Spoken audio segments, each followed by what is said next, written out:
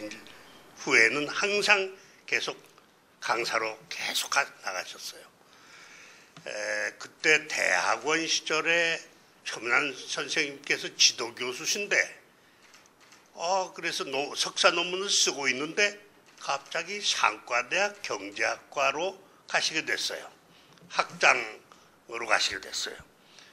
그래서 당황을 해가지고 이제 지도교수를 바꿔야 되나 또는 지도교수를 따라서 내가 이제 학교를 바꿔야 되나 걱정이 돼서 선생님께 문을 찾아봤더니 독일에서는 선생이 이 대학 저 대학 옮기면은 학생이 이 대학 전국을 돌아다니는데 같은 대학 안에서 학교를 옮기는데 당연히 네가 나를 따라와야지 그 무슨 소린가. 그래서 이제 저는 전과가 되는 줄 알았어요.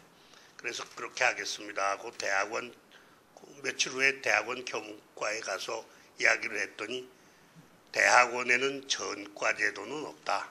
다시 시험을 봐서 가는 수밖에 없다. 그래서 이제 석사 논문을 사회학을 쓰다가 중단을 하고 다시 경제학 공부를 그때는 코피도 좀 흘렸습니다. 그 4년간 경제학을 다 한꺼번에 공부를 하려고 하니까 그래서 공부를 해가지고는 경제학과 대학원에 들어갔어요. 그때 김기태 선생을 만났습니다. 같이 학교가 교수님은 얼마 안 되고 학교는 빤하니까 이게 다들 각 대학 학생들이 다 모여서 선생님들이 다 통합해서 강의를 하시니까요. 그래서 그때 저는 경제사를 전공을 했고 김기태 선생님은 계량 경제학, 경제 수학을 하셔서 항상 저희들이 감탄을 했어요. 그러다가 제가 이제 하버드 대학에 경제사를 공부하러 가게 됐는데 거기서는 거셴크론 교수라고 한 분이 이걸 강의를 하고 사이먼 쿠즈네츠라고 한 분이 경제사에서 모던 이코노믹 그로우스라고 하는 개념을 만들어 가지고 항상 그걸 하셔서 사이먼 쿠즈네츠 교수가 지도교수를 맡겠다고 해서 거기서 있다가 돌아왔더니 박사를 다 받으라고 그래요. 경제학 박사를 넣으려고 그랬더니 임종철 교수님이 우리 때부터는 안 받겠다. 그러니까는 그 밑에는 받지 말아라. 받으려면 외국에 가라. 그래서 이제 박사를 못 받게 됐는데 사회학 쪽에서는 그 논문만 내면 좋다. 그래가지고는 사회학으로 박사를 받았습니다. 1970 한참 그러고도 강의는 서울대학교 상과대학 경제학과에서 경제사 강의를 쭉 하고 있었어요. 그런데 75년에 관악산으로 통합을 하면서 모든 교수들은 박사학위를 기준으로 해서 통합을 한다고 재분류가 됐어요. 그래서 저는 다시 사회학과로 돌아가가지고 사회사, 사회사상사 교수가 되고 그리고 이제 65세가 되니까 정년 퇴임을 했습니다. 박준서 교수님은 저의 스승인 최문환 선생님의 친구입니다. 그래서 최문환 선생님 그리고 그의 아우이신 최임환 교수님을 뵐 때마다 참 존경하는 아주 훌륭한 인격을 가지신 교수님이 있다고 그래가지고 여러 차례 뵀어요. 그때 저희 젊었을 때 임종철 교수님을 한 팀으로 하고 제가 또 다른 한 팀이 돼서 중산층 중소기업 논쟁을 심하게 했는데 박준서 교수님을 우연히 뵀더니 아주 날카롭게 계속 노력을 해서 꼭 설득을 하라고 격려를 해주시던 기억이 납니다.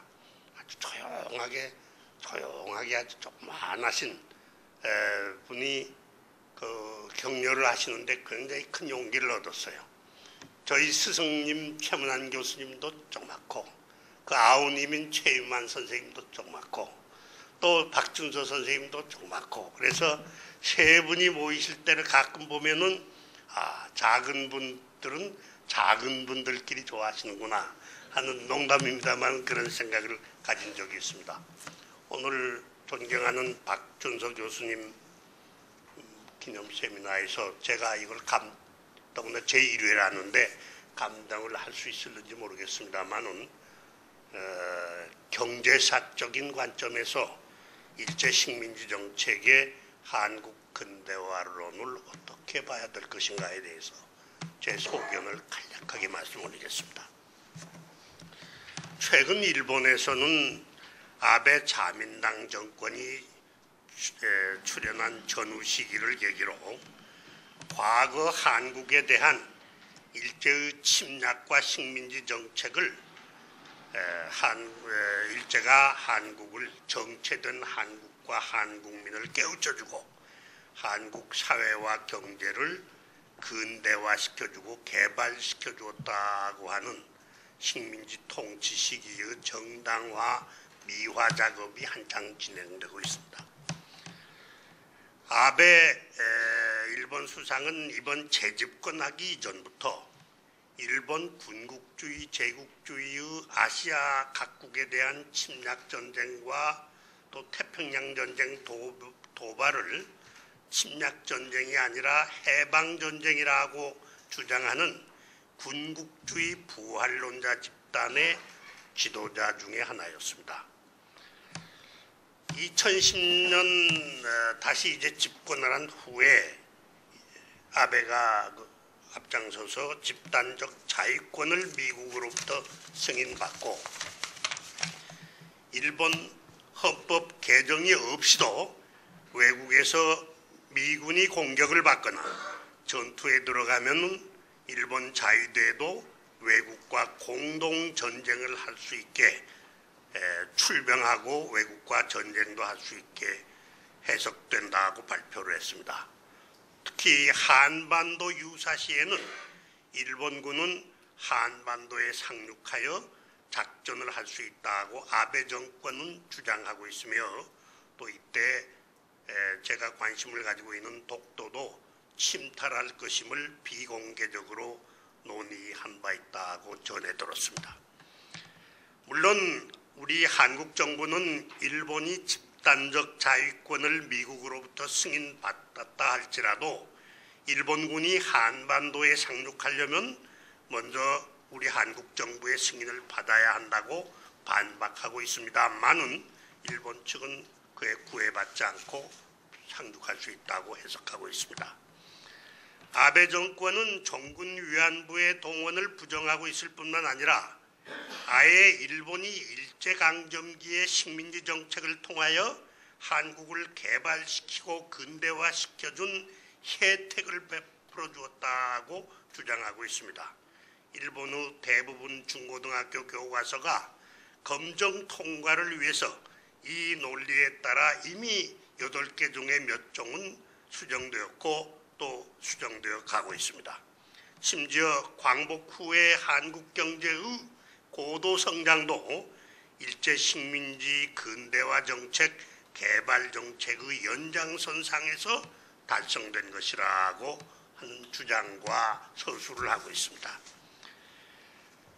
최근 한국에서 우리 서울에서도 일제강점기 일제의 식민지 정책의 근대화 개발을 적어도 경제 부분에서는 인정해야 한다고 하는 주장과 그러한 것을 기술한 교과서가 8개 중에 한 종이 나왔습니다.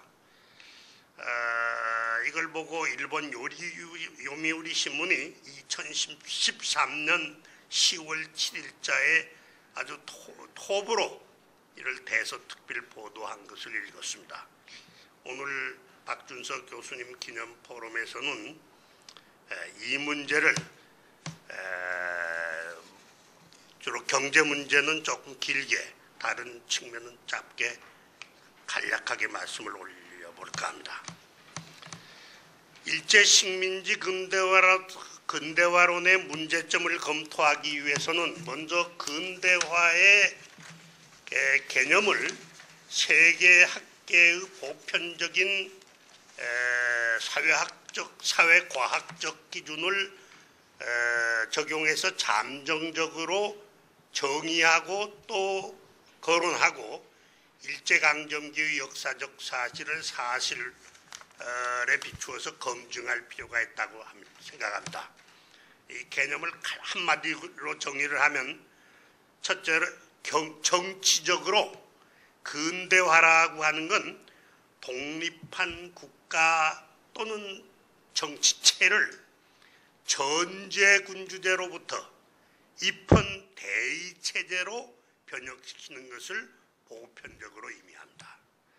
둘째로 경제적 근대화라고 하는 것은 일반적으로 중세적 봉건적 경제조직과 생산 방식으로부터 근대 산업주의 공업화의 달성을 가리킵니다.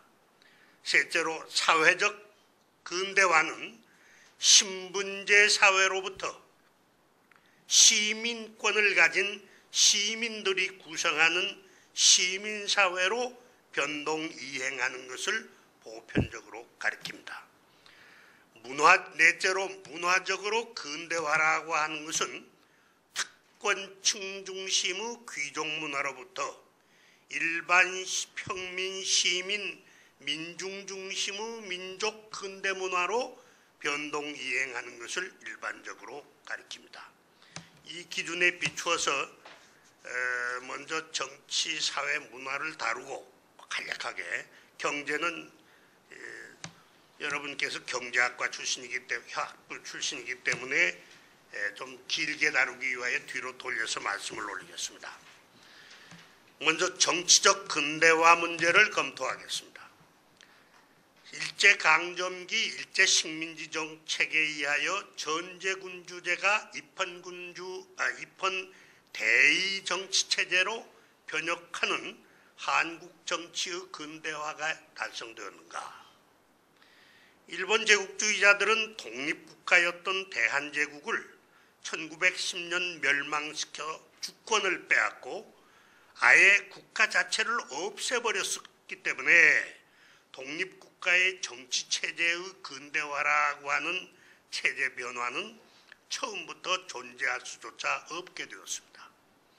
1919년 상해에 한국민족의 임시정부가 모든 종류의 전제군주 체제를 청산하고 민주공화체제로 수립되었습니다.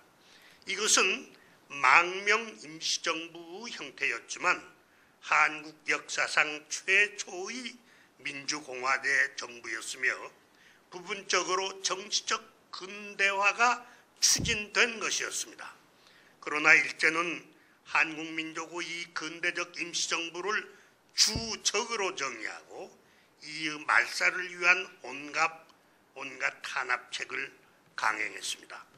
일제는 한국을 강점하자 식민지 조선에는 일본 헌법을 적용하지 않는다고 규정하고 공포했습니다. 그래서 일본 헌법은 1945년 8월까지 적용이 안 된다. 그 대신 일제는 총독의 명령을 재령이라고 이름하여 법률로 간주하도록 하고 총독이 재령으로 통치함을 선언했습니다. 재령 메토 해가지고 이제 통치를 합니다. 물론 몇 개 식민지법을 만들기도 합니다만은 그리하여 일제 총독은 전제적 권력으로 재령을 남발하면서 주로 명령에 의한 포갑 통치를 강행했습니다. 몇 개의 식민지법도 재령과 마찬가지의 것이었습니다. 재령 명령에 의한 통치가 전근대 형태임은 더 말할 필요도 없습니다. 일제의 식민지 통치는 한국의 주권 자체를 말살하고 한국인의 정치 근대화 운동을 주적으로 규정하여 말살하려고 탄압했으니 일제 식민지 통치는 적어도 한국의 정치적 근대화를 말살시키는 정책을 강행했지 정치를 근대화시켜준 적은 전혀 없습니다. 다음 사회적 근대화 문제를 검토하겠습니다.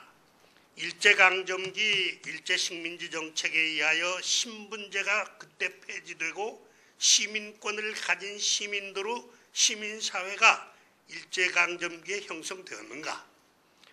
한국 사회 제도는 일제가 폐지한 것이 아니라 그 이전 조선왕조 말기 1894년에 동학농민혁명운동과 갑오개혁으로 폐지되고 그 후 시민의 기본권은 법률에서도 급속히 제정 보장되어 나가다가 구한말에 시작해서 구한말에 급속히 성장하고 있었습니다.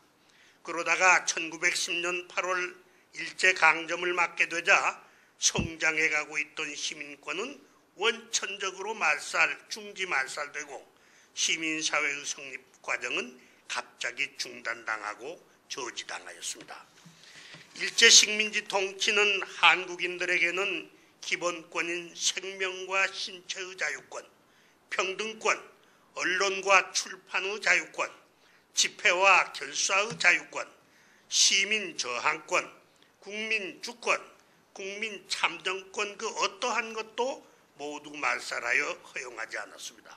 이 권리들은 물론 일본에서 일본 국민들에게는 일본 헌법이 보장해 주었던 겁니다. 이제 식민지 조선에는 적용하지 않는다고 해서 다 빼버린 겁니다.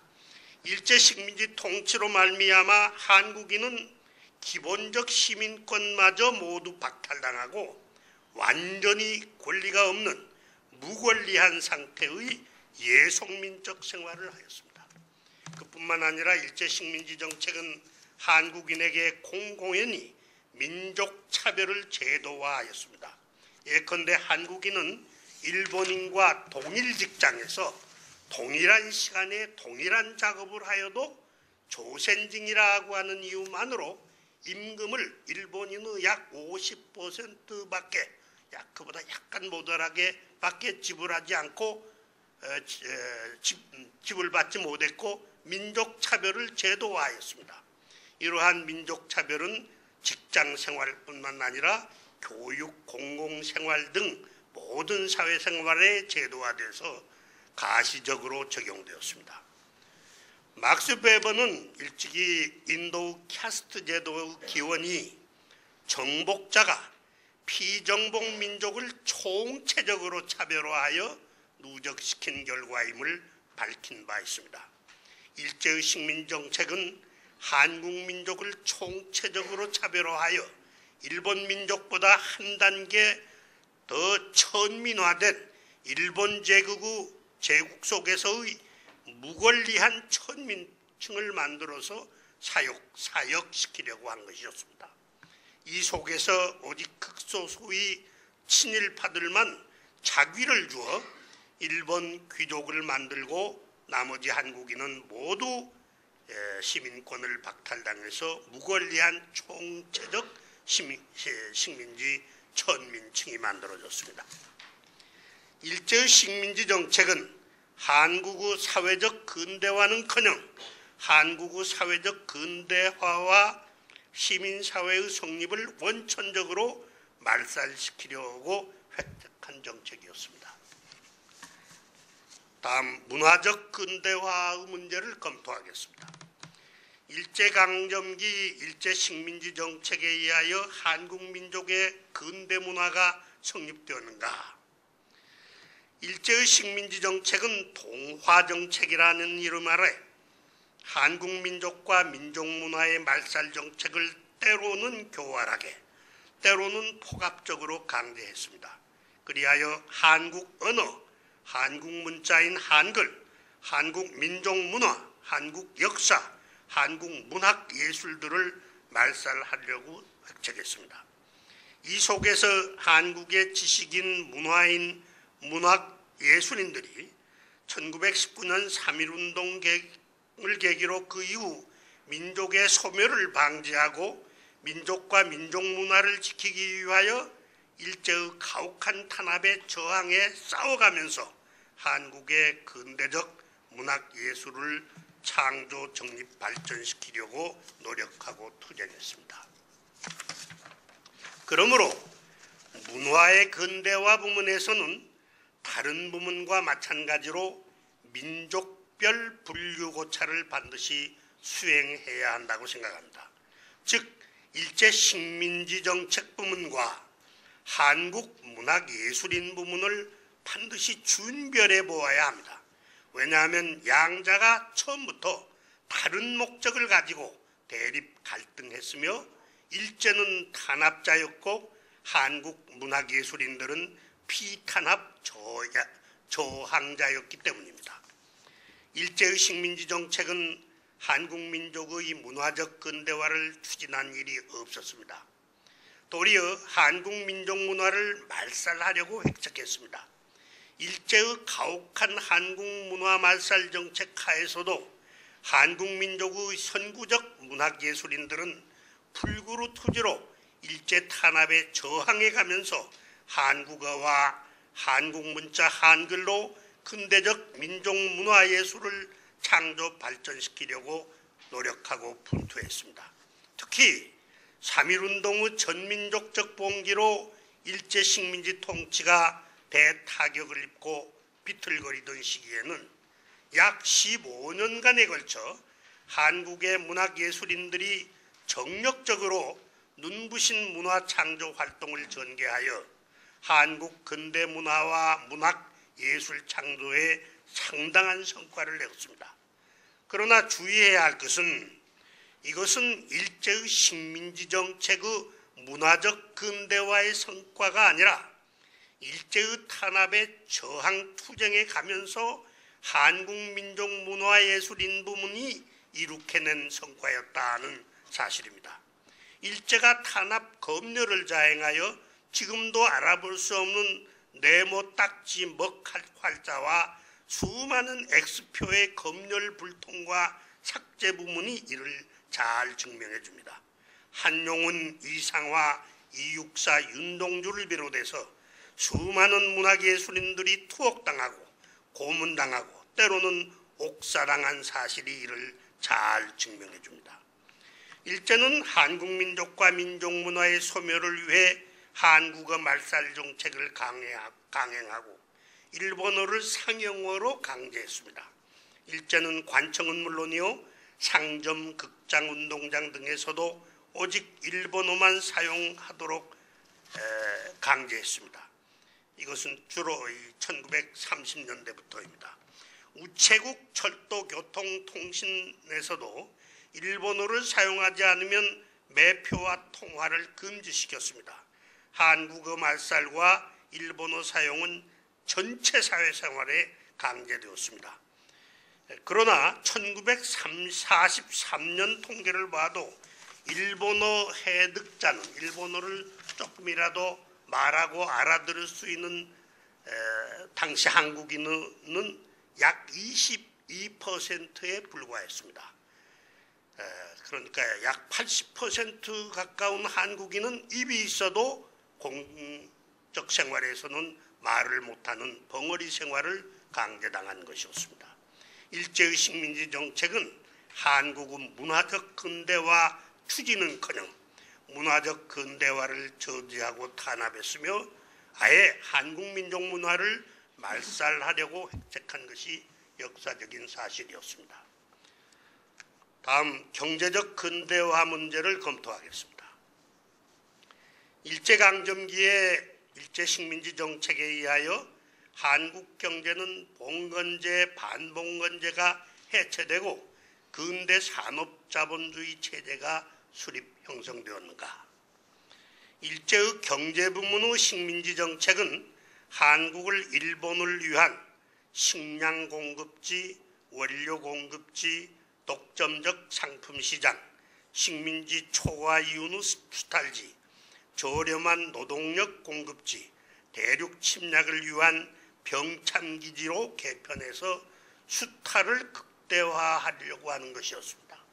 이 위에 1930년대 이후 제2차 세계대전 중에는 백주의 식량과 물자를 지정해서 강탈해가는 공출제도, 노동력의 강제 징발인 징용, 한국 청년들을 일제 침략 전쟁의 총알바디로 끌고 간 징병, 12살부터 40세까지의 배우자 없는 한국 여성에 대한 여자 정신대 종군 위안부 징발의 악랄한 식민지 정책을 자행하였습니다.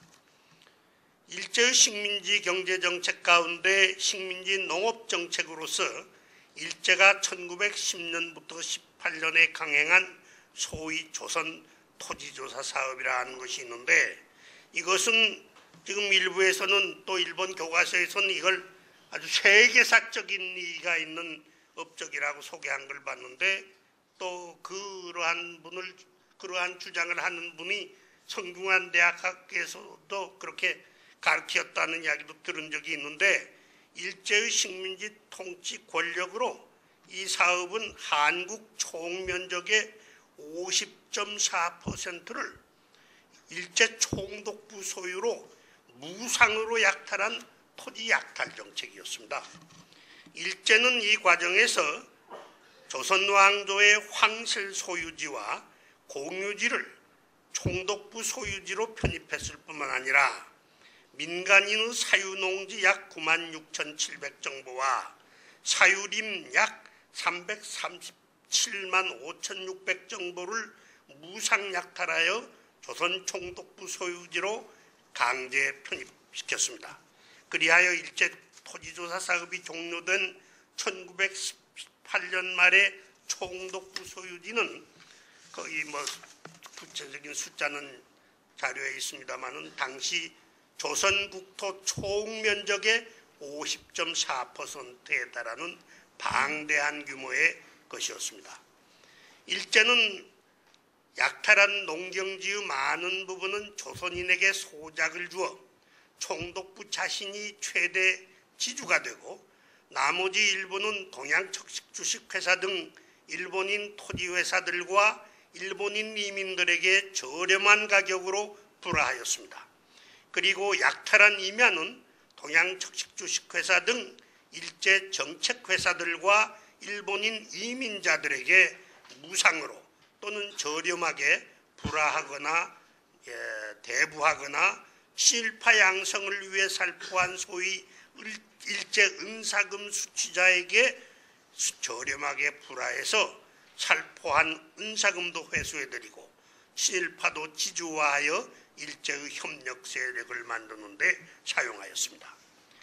1919년 2월 현재의 총독부의 직영 소유 농경지는 경작지는 13만 7,225정보였으며 소작농은 30만 7,800여 호였는데, 이 소작농가의 호수는 당시 한국 전체 순소작농가 호수의 28.7%에 달하는 방대한 비율의 규모였습니다.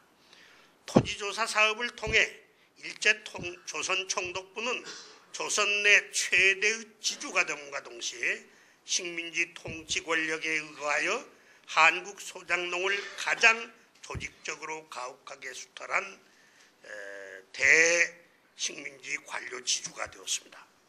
사실이 이러함에도 불구하고 일본의 군사대국화, 대외적 군국주의 부활 추진자들과 또 그 국내 내응자들은 일제의 토지조사 사업을 근대화 정책이라고 적극 옹호하고 있습니다. 일제의 식민지 농업 정책은 구한말의 반봉건적 지주제도를 폐지하거나 또는 개혁하기는커녕 도리어 식민지 반봉건 지주제도를 강화시키고 수탈도 강화했습니다. 구한말 반봉건 지주제도의 소작농은 병작법에서 총생산물의 약 50%, 정조법에서 총생산물의 약 25%에서 33% 사이였습니다. 그러나 일제는 토지조사 사업 후에 소작료를 병작법과 정조법 모두에서 통일해서 약 55%에서 60%로 인상시켰습니다. 이것을 나누어 보면 병작법에서는 총 생산물의 약 5 내지 10%포인트가 인상된 것이며 정조법에서는 총 생산물의 약 27% 내지 30%포인트가 인상된 것이었습니다.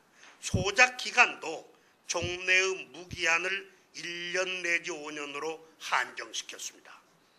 한국 농민들은 일제의 토지조사 사업의 토지 약탈의 여러 가지 방법으로 저항했으며 일제의 식민지 반봉건 지주제도의 강화와 수탈의 강화에도 소작쟁이 등의 각종 방법으로 저항하였습니다. 일제는 언제나 이러할 때는 헌병대 및 경찰력 등 무력으로 한국 농민의 저항운동을 극심하게 탄압하고 식민지 반봉건 지주제도를 적극 엄호하였습니다. 식민지 반봉건 지주제도는 더욱 확대되어 자작농을 보면 1913년 총농가의 호수의 22.8%였던 자작농이 1944년 광복 1년 전에는 13.9%로 자작농이 크게 몰락했으며 순소작농은 1913년의 41.7%로부터 1944년에는 49.2%로 대폭 증가하였습니다. 한국 농민의 저항 투쟁을 무력으로 탄압하면서 일제가 토지조사 사업을 적극 엄호한 것은 일제의 무상의 토지 약탈을 위한 것이었으며 식민지 반봉건 지주제도를 적극 엄호한 것은 한국인의 식량 소비 수준을 극도로 절하시키고 최대한의 잉여 생산물을 짜내어 수집해서 일본으로 공급할 수 있는 제도로서는 총 생산물의 55% 내지 60%를 현물 소작료로 징수하는 식민지 반봉건 지주제도가 일제의 식민지 지배 목적에 적합한 제도로 판단되었기 때문이었습니다. 표 1에 제시되어 있습니다마는 연도별로 일제 강점기에 1910년과 1944년을 대비해 보면 미국 생산량은 경지 면적을 늘렸음에도 불구하고 54%밖에 증가하지 않았는데 미국의 일본으로의 총 수출량은 435% 증가하여 수탈이 얼마나 극대화되었나 하는 것을 알 수 있습니다. 따라서 짧게 하기 위하여 농업과 공업으로만 나눠봤습니다만은 농업 부문에서 일제 식민지 경제 정책이 한국 농업을 근대화시킨 것은 없습니다. 그 다음 공업에 대해서 말씀드리겠습니다. 일제의 식민지 공업 정책은 1910년대에는 1910년 12월 29일 회사령을 제정 공포하여 회사 설립에 반드시 조선 총독의 사전 허가를 받도록 제도화해서 한국 공업의 발흥을 사전의 권력으로 억압하고 한국을 일제의 완전한 독점적 상품 시장으로 개편하는 것이 기본 정책이었습니다. 그러다가 1919년 3.1 독립운동 폭발로 이것이 불가능하게 되자 1920년 4월 1일 회사령을 개정하여 회사 설립을 허가제로부터 신고제로 개정한 후에는 일본 자본을 대폭 이입시켜서 민족차별임금제를 강화하고 식민지 초과 이윤을 보장해 주었습니다. 그러나 공업부문의 생산량은 1931년의 통계를 보면 이 경우에도 총 생산량의 23%에 불과하였고 농업 생산이 총 생산량의 63%를 차지하였습니다. 나머지는 상업 부문입니다. 일제가 1931년 9월 18일 만주 침략을 자행한 전후부터는 조선을 대륙전진 병참기지로 개편한다는 구호를 내걸고 일제는 대륙 침략을 위한 군수공업단지를 만들기 시작하였습니다. 광물 자원에 접근하기 쉬운 입지인 함경남도 장진호, 부전호에 발전시설을 세우고 이 일대에 각종 군수공장을 설치하였습니다. 흥남 조선질소 화약공장, 장진강 수력발전, 일본 제철 및 미쓰비시 제철공장, 일본 마그네슘 금속공장, 제련공장 등이 그 대표적인 큰 공장들이었습니다.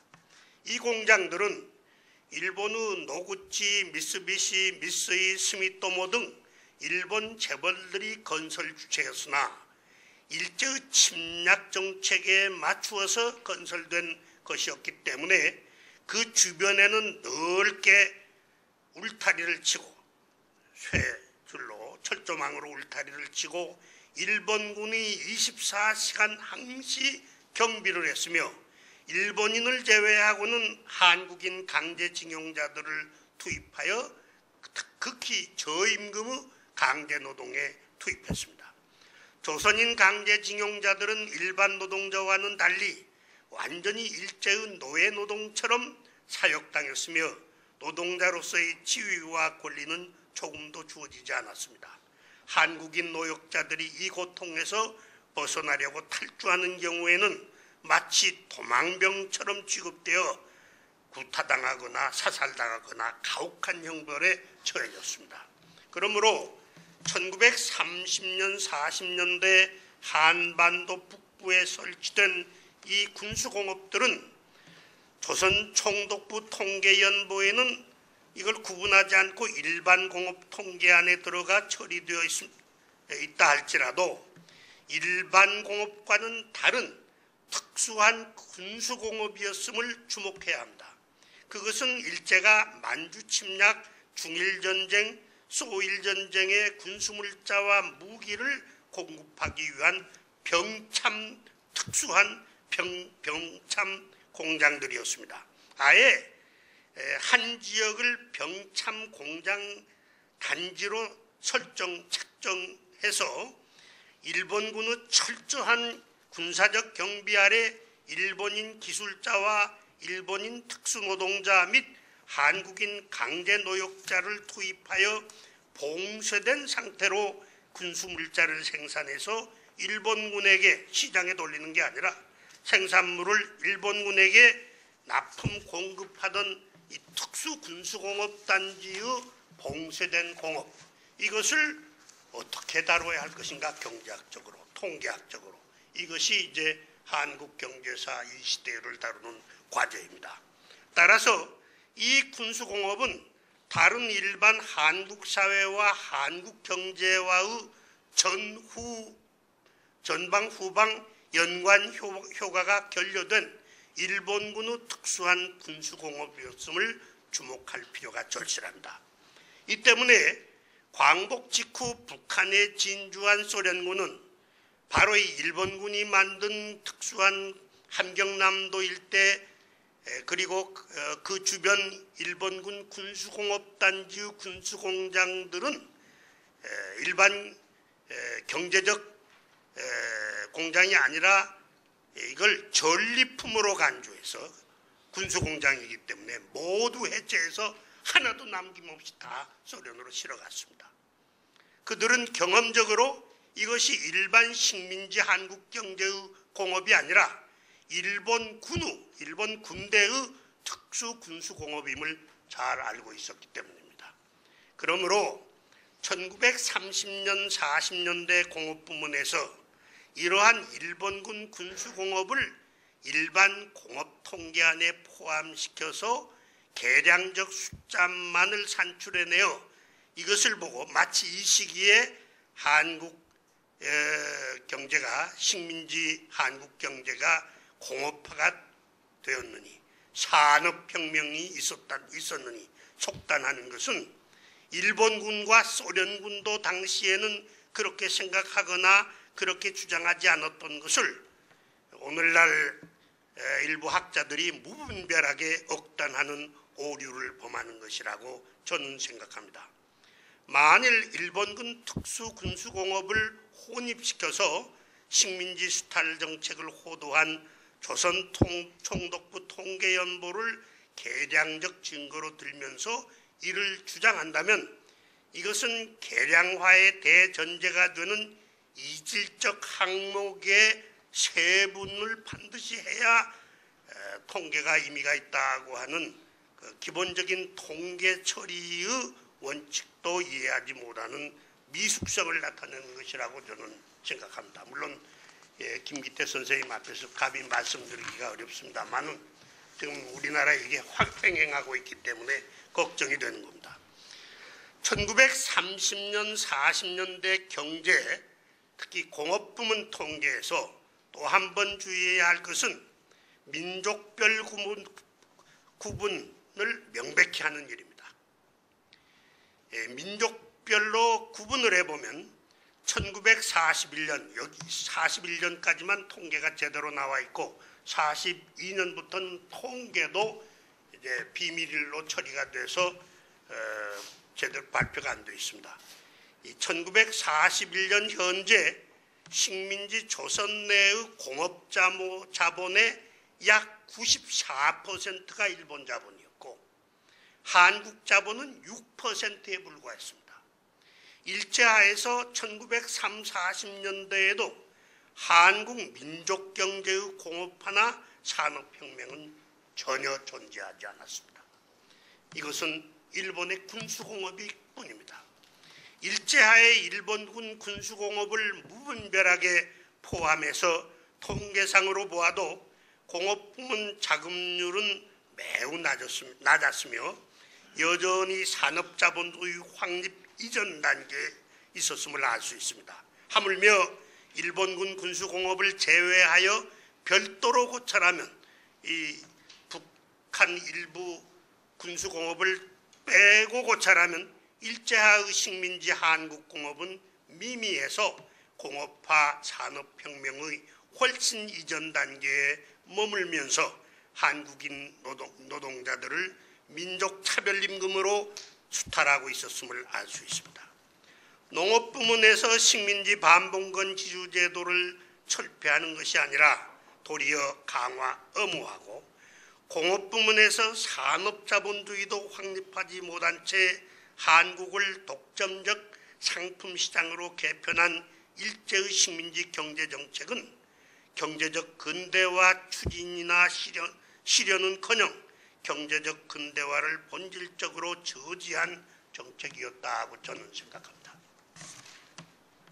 종합적으로 말씀을 드리면 일제의 식민지 정책이 정치적으로는 한국의 전제군주 체제를 입헌 대의체제로 근대화시키기는커녕 한국의 주권 자체를 강탈해 소멸시키고 한국인의 망명 임시정부의 근대체제는 주적으로 박멸하려 탄압하면서 일제 총독의 전제적 명령에 의해 식민지 통치를 자행한 것은 정치적 근대화가 전혀 아닙니다. 이러한 정책은 한국의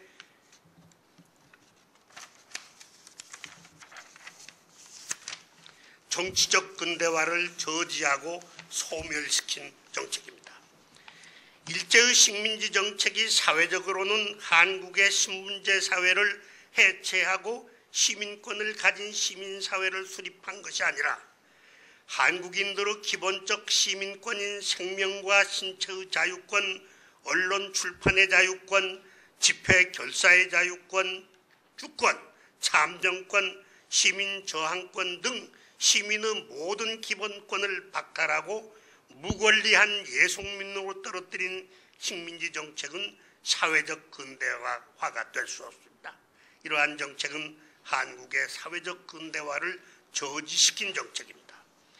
일제의 식민지 정책이 귀족 중심의 문화로부터 한국의 서민 중심 민족 문화를 발전시킨 것이 아니라 민족과 민족 문화와 민족 언어까지 아예 말살시키려고 한 것은 한국의 문화의 근대화는커녕 도리어 한국의 문화적 근대화를 말살시키려 한 정책이었습니다. 일제의 식민지 정책이 구한말 반봉건 지주제도를 폐지 또는 개혁한 것이 아니라 도리어 식민지 반봉건 지주제도를 엄호 강화하고 한국인의 산업자본주의 형성을 저해한 것은 한국의 경제적 근대화를 추진 실현시킨 정책이 전혀 아니라 도리어 그것은 한국의 경제적 근대화의 저해적인 정책이었습니다. 그러므로 종합적으로 관찰하고 평가할 때 일제의 식민지 정책은 이 시기 한국의 근대화를 저해하고 저지한 정책이었지 한국을 개발시켜주고 근대화시킨 정책이라고는 평가할 수 없습니다. 한국 민족의 진정한 자주적 근대화는 그것을 저해 저지하고 있던 일본 제국주의를 한반도에서 몰아내고 일제 식민지 정책을 폐지 청산한 후에야 가능하게 되어 있었습니다. 그러므로 한국 민족의 진정한 근대화는 1945년 8.15 광복 이후 대한민국 정부 수립 이후에야 가능하게 되어 있었던 것입니다. 또 하나 주목해야 할 것은 일본 후 아베 정권과 자민당 군사대국화 추진자들은 1960년대부터 한국의 눈부신 놀라운 고도성장과 경제발전의 기원이 일제의 식민지 정책에서 나온 것임을 주장하고 있습니다. 이것은 전혀 근거 없는 어불성설의 주장이고 일제 식민지 정책을 합리화하고 정당화하기 위한 억설에 불과합니다. 그 이유를 몇 가지만 들겠습니다. 첫째, 일제의 중화학공업 자본시설은 군수공업일지라도 주로 38도선 이북, 북한 지역에 배치되어 있었고 남한 지역에는 배치되어 있지 않았습니다. 예컨대 북한 지역에 설치된 자본시설은 1940년 12월 말의 경우를 보면 전기 전력 발전이 92%, 화학공업이 82%, 금속공업이 90%, 요업이 79%, 가스 전기업이 64%였습니다. 반면에 남한에는 경공업 일부가 주로 이 서울과 인천 지역에 영등포 지역에 조금 있었을 뿐입니다. 둘째로 일제의 식민지 정책은 직접 지배의 유형, 디렉트 컨트롤이라고 하는 방식이어서 기술자들까지도 일본인만 교육 훈련시켰고 한국인들에게는 기능 이외의 기술은 전혀 교육시키지 않았습니다. 이 때문에 우리 연배까지도 기억을 하는데 기억을 하실지 모르겠습니다만은 예컨대 광복 직후에는 기관차가 있어도 기관수가 없어서 경부선, 호남선 하루에 한 개 열차도 제대로 운행하지 못해서 엉망진창이었습니다. 그 후 기술자 배양과 기술 육성은 광복 후에 한국 정부에서 새로 시작한 것이었습니다. 셋째로 1950년부터 53년까지 3년간의 6.25 한국전쟁으로 말미암아 일제가 남긴 그나마 자본시설들은 남북에서 모두 철저히 파괴됐습니다. 특히 미 공군의 폭격은 일제의 자본시설들은 물론이요, 일제가 근대화시켜 주었다고 자랑하는 철도, 교량, 도로들도 대부분 다 파괴해버렸어요. 남북에서 공장시설들은 1953년 휴전 후에 완전히 새로 건설한 것입니다. 넷째로 1960년대 한국 고도성장의 주역이 된 기업들은 거의 모두 광복 후에 새로 창립하고 발전시킨 것입니다. 여기서 길게 논의할 여유가 없지만 한국 고도성장 경제발전 후 견인차가 되었던 1000개 기업을 뽑아서 그 실제 창립 연도와 그 사업 내용을 보면 99% 이상이 광복 후에 새로 창립한 것이고 새로운 업종입니다. 그러므로 일제의 식민지 정책과 1960년대의 한국의 고도 성장, 눈부신 경제 발전 사이에는 거셴크런 교수가 말하는 단속성, 디스컨티뉴이티가 지배합니다. 만일 연속성이 있다면, 컨티뉴이티가 있다고 가정한다면 그것은 경제가 아니라 기업가 그 자체의 생명, 즉 기업가들이 일제강점기에 출생해서 살아서 해방 후에도 죽지 않고 살았다는 그 연속성인데, 이건 경제와는 아무 관계가 없습니다.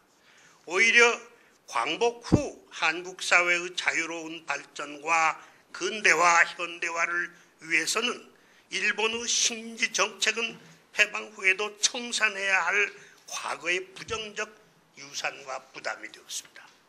그것은 광복 직후는 물론이요, 현재까지도 그러합니다.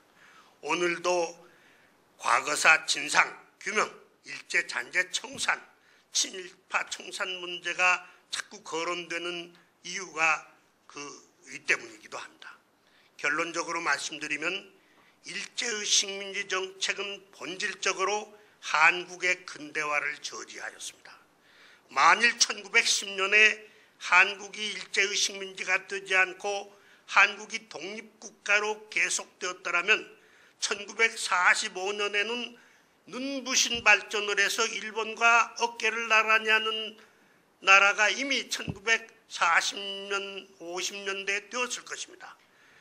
그런데 일제의 식민지 통치와 강점으로 말미암아 오히려 남북 분단까지 되었습니다. 남북 분단의 궁극적인 기원을 따지고 보면 그것은 일제의 한국 침략과 강점 때문입니다.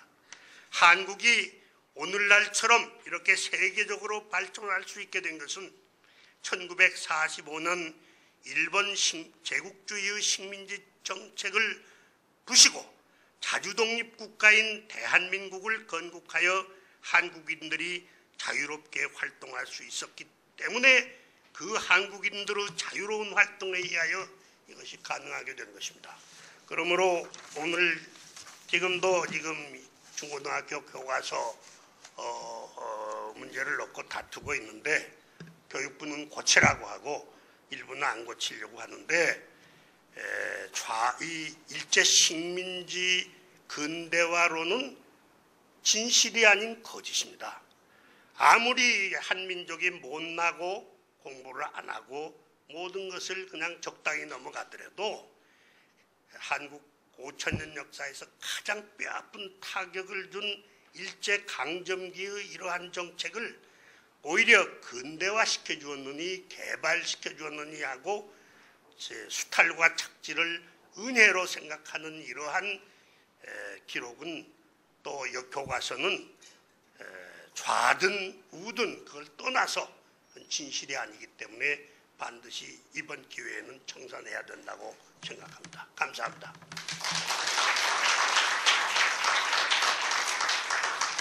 저희가 일본을 통해서 가끔 주장되는 말을 들을 때마다 우라통이 터지는 데이 일본이 아닌데 이를 반박할 만한 구체적인 공부나 이런 것들이 상당히 모자랐었습니다. 오늘 신영화 선생님의 말씀을 듣고 보니까 어떤 기준으로 판단할 것인가의 어떤 객관적인 근거를 먼저 제시하시고 그것을 여러 방면에서 조목조목 실증적 사례를 들어서 반박해 주셔서 그 논리 전개가 아주 운전적이어서 많은 감동을 낳아주신 것 같습니다.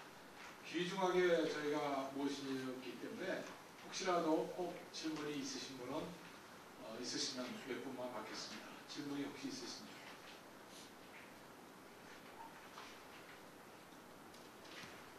감사합니다. 너무 완벽하게 말씀을 해주셔서 질문이 없으신 것 같습니다. 오늘 다시 한번 어려운 발걸음에서 좋은 말씀해 주신 신영화 교수님께 감사드리겠습니다. 그리고 아울러 오늘 이 모임을 후원해 주신 강서실업의 강성득 선배님 어디 계신가요? 예, 감사합니다. 무엇보다도 저희끼리만 하는 이러한 잔치가 아니라 우리 유가족 대표가 식구가 동료 부인하시고 자제분까지 함께 참석해 주시고 또 재정적으로도 후원까지 해주셔서 다시 한번 감사 말씀을 드립니다. 감사합니다.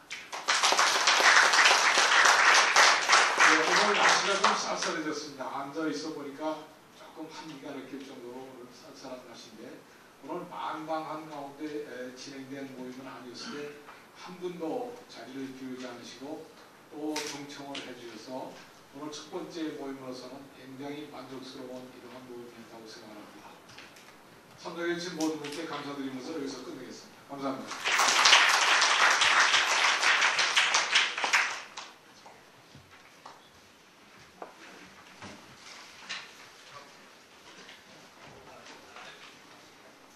저기 교수님들하고 내외 기준들은 저희가 조촐하지만은 저녁 장소를 준비를 했습니다. 한분도 같이 마시고 같이 통행해 주셨으면 합니다.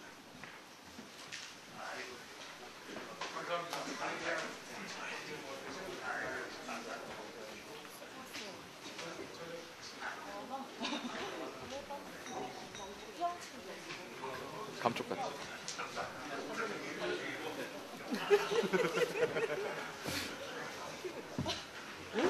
설마.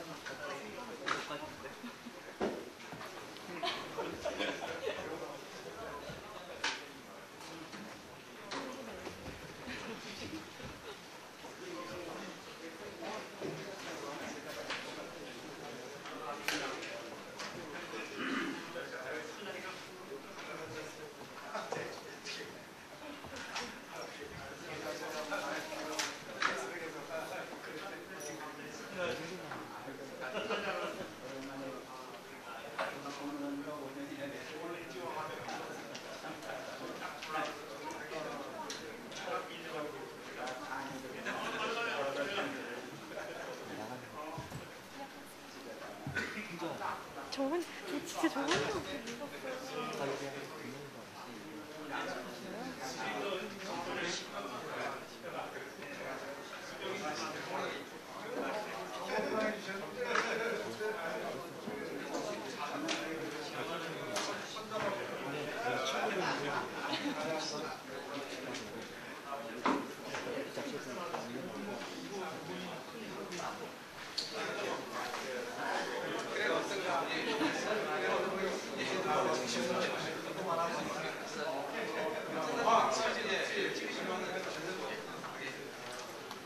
남아 계신 분들께 알려드리겠습니다. 지금 단체 사진을 하나 촬영하려고 합니다. 그래서 앞에 나와주셨으면 감사드리겠습니다.